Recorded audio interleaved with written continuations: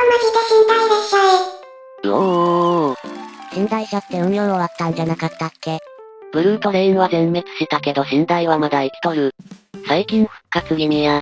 島根行くんか？達者でな。3月。天気悪そうやけど気にせず行くで。客室腹でなんと寝台なのや。ビール。これうまい。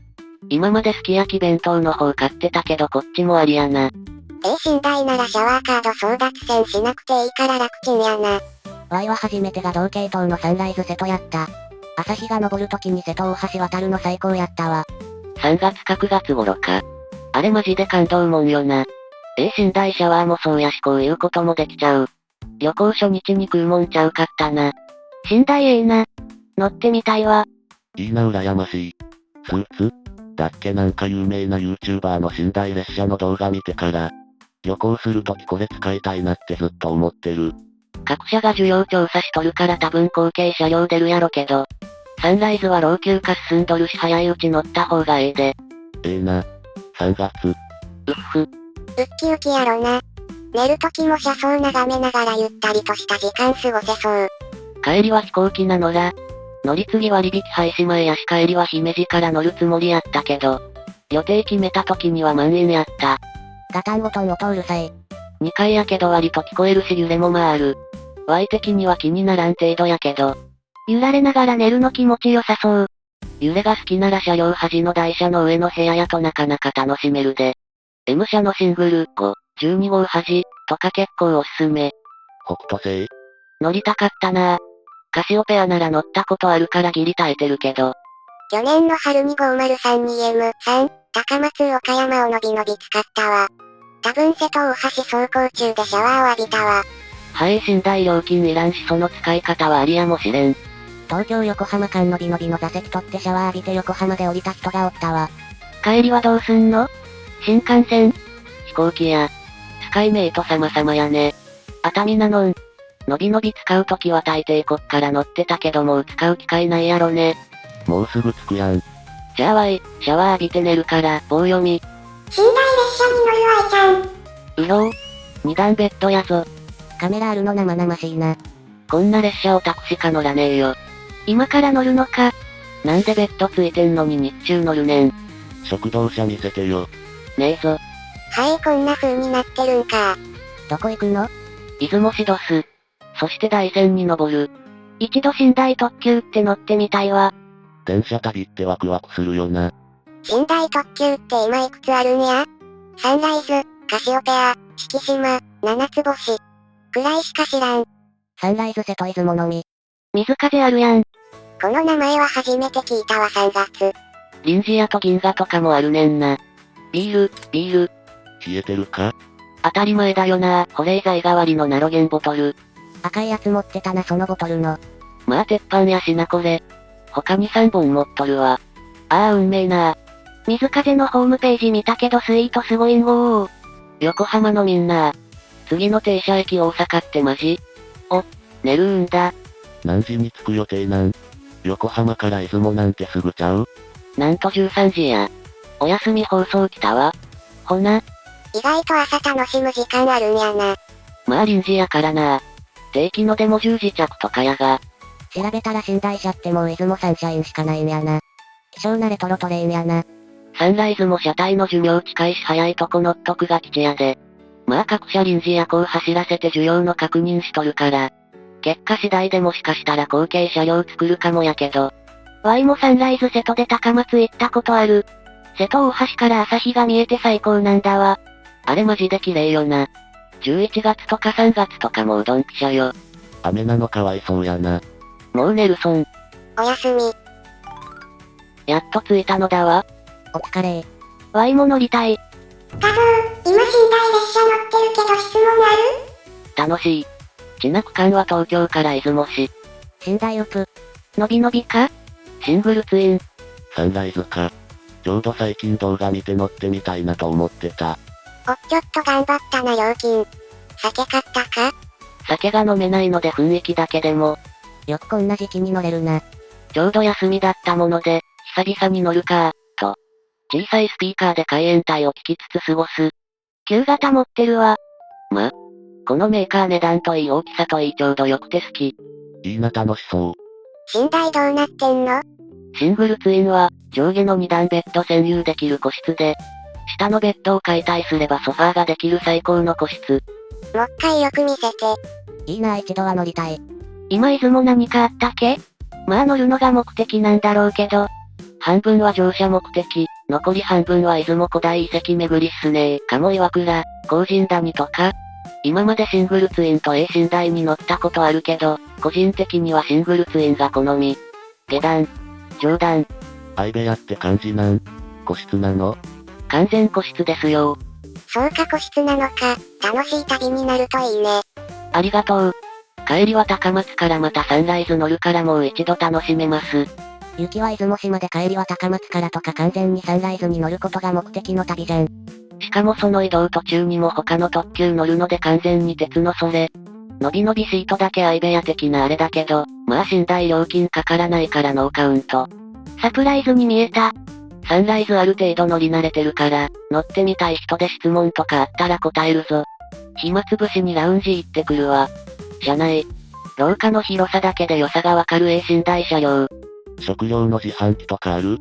コーラ、お茶、水、コーヒー、オロナミン C のまがいもの売ってる自販機以外はないから、ちゃんと駅で買う感じですね。うおめっちゃ羨ましい。料金ってどのくらいなの？シングルツインで乗車券込みで2万円くらい？新幹線とビジホの合計よりはるかに安くて楽しいっすよ。空いてたので取らせてもらった一般個室。今小田原か熱海くらいか？今ちょうどお休み放送入ってた、おおよそそのあたりですね。シングルデラックスに乗りたいのになかなかチケット取れん。10時打ちしても駅の運と予定日に左右されるから。個人的にはシングルツインの方が A 個室より充実しているのでおすすめ。A には専用アメニティがありますが、いつもどこの駅で10時打ちしてる？神奈川の西部とだけ。羨ましいな。一回は乗ってみたい。のびのびシート、微妙に汗臭いのであまりおすすめできない。いくら？出雲行って何するん？出雲大社は前見たので、古墳とか遺跡をメインに見てきます。上段下段一度に見える感じで。今部屋戻るので撮りますね。こりゃ SDX とはまた違った良さがあるな。下の秘密基地感がまたたまりません。てか下段はソファーにもなるんだな初耳だわ。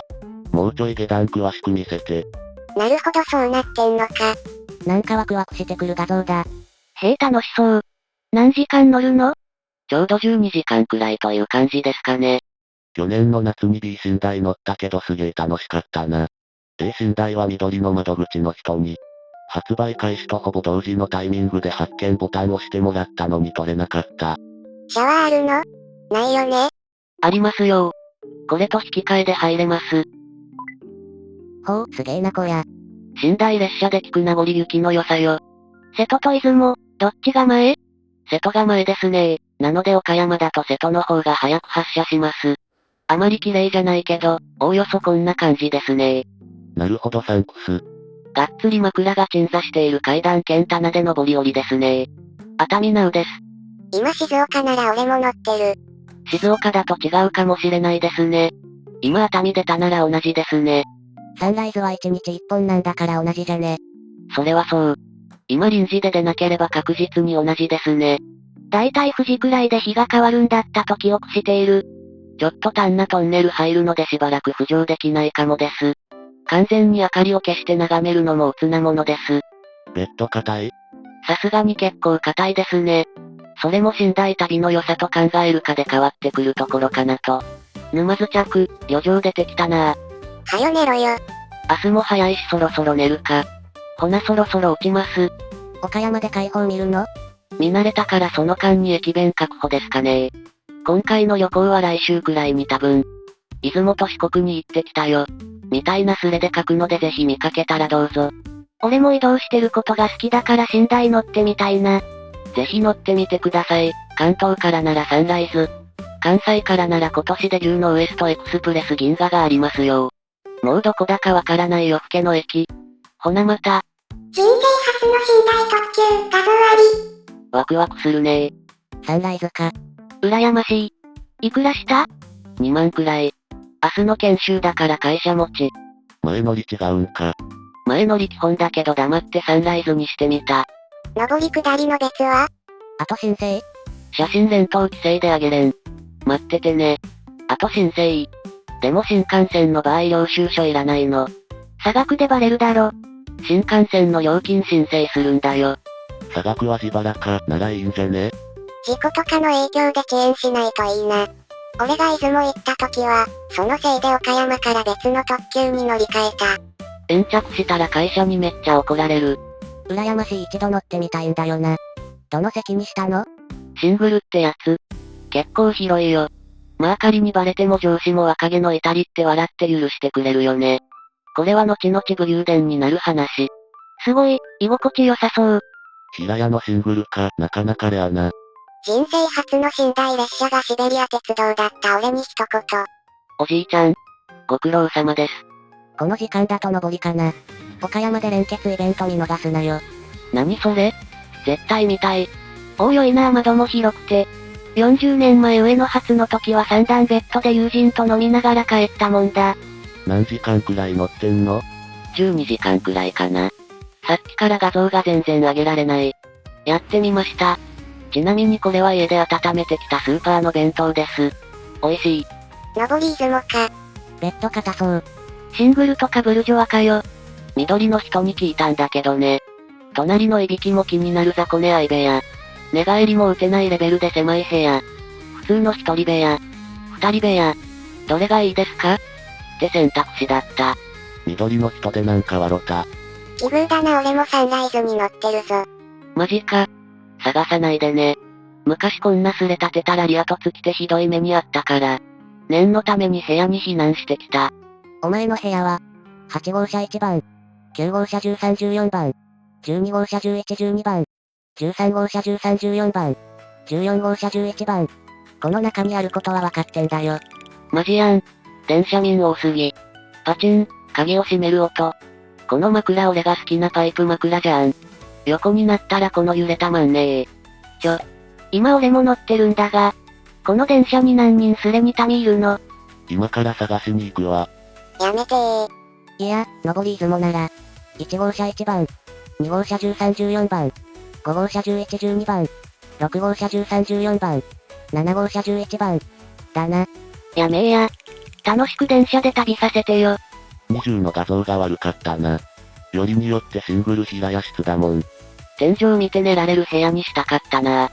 次はそういう部屋予約するわ。冗談は展望がいいけど居住性が一番良いのはお前がいるその部屋なんだぜ。あと俺は今サンライズには乗ってねえから安心しろ。そうなんだ。こっちも空眺められるし楽しいかも。今部屋真っ暗にしてるけど楽しい。これだから鉄道オタキも言って言われるんだよ。電車遅延しないことを祈ってる。部屋真っ暗にして夜景見るのが個室寝台の醍醐味。やってみる。にちゃんサンライズ利用者多いよな。数年前に利用した民。寝台特急、安いです。ベッドでゆったり寝れます。目的地に朝早く着きます。こいつが衰退した理由。何？宿に泊まれて移動もできると考えれば安い時もある。遠くで朝から会議とか。言うほど安いのか？いや普通に高い。新幹線で行って泊まった方が安いよと代理店の人に言われた。今はもうサンライズ出雲瀬戸しかないんごねー。東京から九州とか復活できないやろか。金持ち御用達のイメージしかないんだが。そんな遅いの使う理由がなくなった。余剰があってええやんけ。言うほど余剰あるか？暗くて景色は見えへんぞ。日中に移動する方が余剰はあるやろ。こういうの見るだけでワクワクするやろ。値段は言うほどじゃないだろ？まさか、雑魚寝が基準じゃないよな？普通新幹線乗るよね。深夜運転してないじゃん。早く着くから深夜に移動せんでも間に合うやん。こっちは深夜に移動したいの。前日入りして現地ホテルで泊まるよね。高い遅い眠れない。新幹線プラスホテルの方が安いぞ。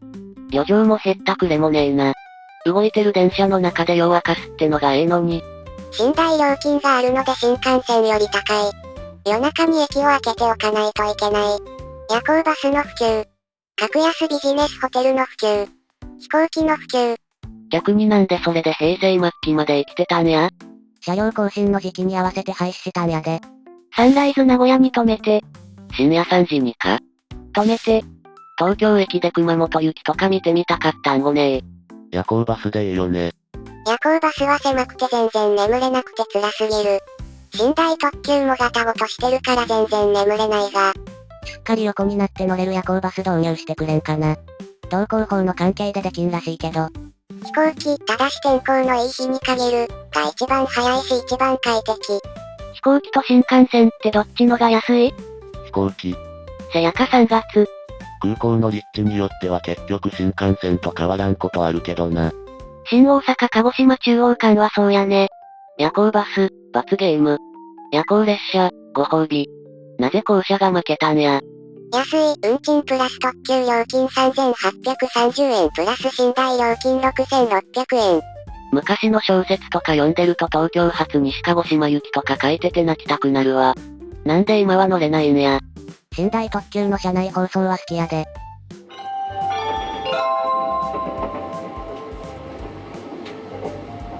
寝台特急サンライズ瀬戸号およびサンライズ出雲号をご利用くださいましてありがとうございます。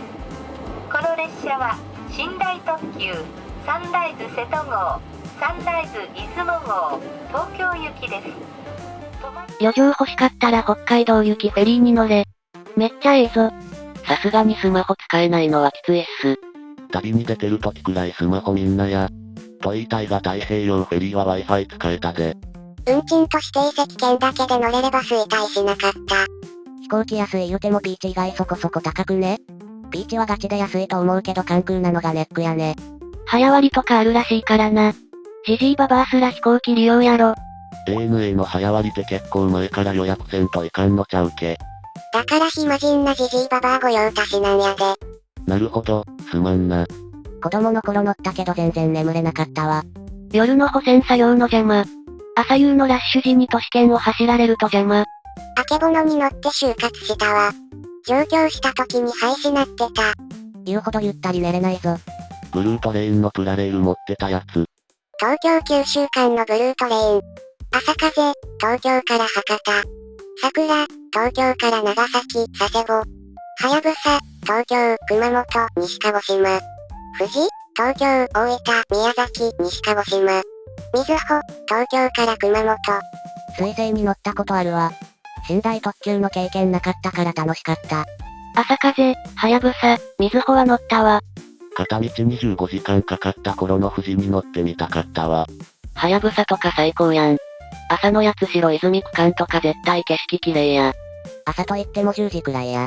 うんまんするほど高いのに乗ってる間寝てるってどういうこっちゃねん。朝方小樽に着くフェリーからの街並み綺麗すぎるから見た方がええぞ。あと星もフェリーからならどんな地上よりもすごい。これはわかる。早朝の小樽運がめっちゃ綺麗や。あけぼのは秋田行くのによく使ってた。個室の屋根裏感が好きだったよ。最後までガラガラではなかったんだが。値段普通、遅い、夜中に腹減ったら死ぬ。遠征するようになると衰退したのが残念になる。日曜版出発だけでも残しておいて欲しかった。夜行バスはやっぱり到着時間が保証されず着くまでドキドキ。言うほどゆったり寝れるか。バスにやられた。安くない。到着時間がクソ微妙。高い遅い眠れない。何のメリットが？時間通りに着くという最大のメリット。夜行なんか飛行機張りに遅れるやろ。つかないぞヤープ。遅れると復帰運転で貨物船通った挙句品川で遅延到着するで。逆になんで昔は寝台列車いっぱいあったの？どうせ時間かかるから夜中に移動したろの精神。飛行機は上級国民専用やった。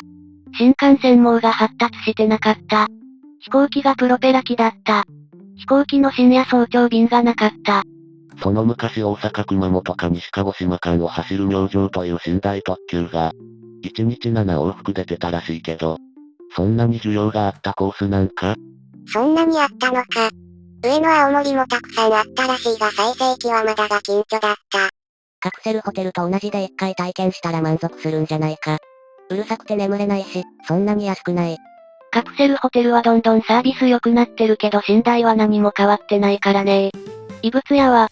カシオペア乗りたかったんごねムーンライトながらは全然寝られんかったな。鉄オタくん、もう少し静かであってほしい。事実上の観光列車やん。走るスラム街に何言っとるんや。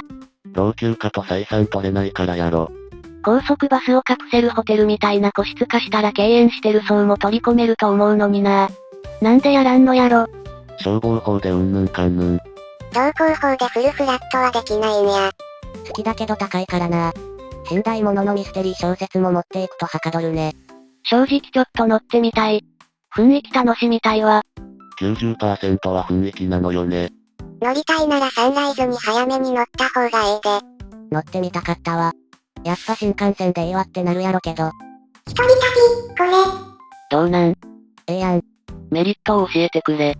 他人に気を使わなくていいんよ。人に合わせんでいいしな。数人で旅するのもいいが。とにかく歩く。同行者に歩幅合わせなくていいのはプラスやな。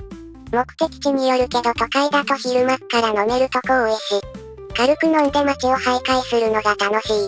Y にとっての一人旅の最大のメリットは飯が好きに食べられること。最大のデメリットはお腹いっぱいになるから品数食べられないこと。ええなぁ。ちょっとずつ食べたいよな。精神的に疲れた時に癒されるため言ってる。一人旅だとなぜか疲労が倍になるワイには無理や。誰かとおらんとなぜか疲れる。そういうタイプもおるんやな。人って不思議や。一人で決めるのにもエネルギー使うからな。旅先だとカップルしかいなくて逆に精神やられるやつ。ワイはいろいろきっちり予定決めて回りたいタイプなんやが。友人にそれならもう一人旅しろやって言われて喧嘩みたいになってな。大阪とか名古屋とか福岡に行くならいくらでもリカバリーできるから。ガバイ旅でも許容できるんやが。これは一本電車逃すのが命取りみたいな田舎に旅行した時の話。思いつきでフラッと行動できるのが楽しいんよな。早朝に起きて旅館の周り散歩するの好き。自分の趣味だけで行く場所決めれるの最高やん。友達と一緒のが楽しいやん。美術館好きは上野公園をぶらつく日帰り旅よくやる。おしゃれな趣味してんな羨ましい。一人旅してみるか。したことないわけではないが一人旅って意識してしたことはないかもしれん。というか旅行行っただけで揉めるようなワイは一人で旅行してた方が良いんだろうな。何か目的を持って旅行するなら一人。目的よりも会話を楽しみたかったら複数。これが真理やな。共通の目的でも揉めるんやから何か目的があるときは一人で行くべきかもしれん。特にワイのようなやつは。世の中には旅のしおりも自作するようなやつもいるしそういうやつと付き合えばええやん。多分そういう人がいたらワイはその人任せにするんだと思うわ。まあ後から文句言ったりはしないとは思うけども。ワイもきっちり時間決めていくところ全部回りたい早からよく一人旅するわ。逆に一緒に行くときはついていくだけ。場面や目的に応じて切り替えられるのすごい。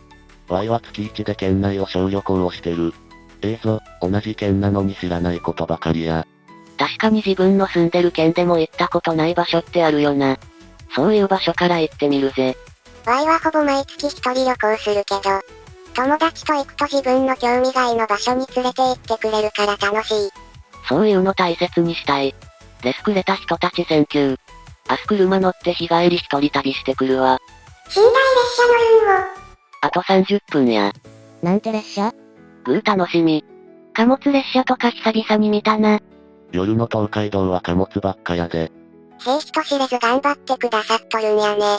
JR はいつも貨物運んでるで。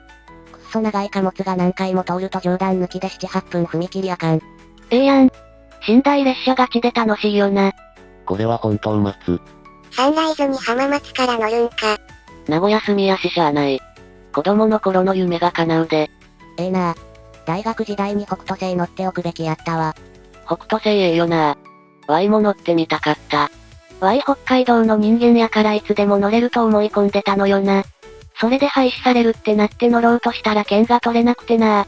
廃止されるって報道出てからものすごい人気出たらしいな。らしいな。ワイも同じ感じで乗ろうとしたからなんとも言えんが。楽しそう。画像開けないけど30分後ってことは多分そうやな。サンライズ浜松駅発1時12分やし。てか画像見れないんやが。地方、特急の切符取ろうと思ったら満席。到着遅くて割高の新幹線しかない？長野行くやつなんだがこんな埋まってるものなのか？長野に何の用があるん？用事はないけど東京より涼しいとこ行こうと思った。大して変わらんぞ。全然違うぞ。朝夕18度くらいなのが魅力ではある。それなら鈍行でいいやろ。まあ満席ならしゃあないな。急いでないならグリーン席取れば十分やで。グリーン車ついてるならええかもな。軽井沢も暑い。もうちょい山の方行かないとあれか。長野行くの新幹線だけやろ。小淵沢ってとこから向かいたかった。小淵沢ならグリーン車付きの車両あった気がする。大月まではグリーン車で行ったことあるけどその先もあるならめっちゃええな。うすらぼんやりの記憶やけど、少なくとも東京まではあるんちゃうかな。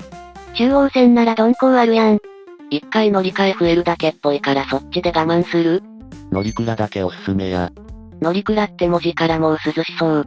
今ならまだ残雪もあるかも。贅沢やわ。行きたい。眼下に広がる雲は一見の価値ありやで。標高2700メートルまでバスで登れるから、ハイキング感覚で行ける絶景スポットおすすめやで。最後まで見てくれてほんまにありがとやで。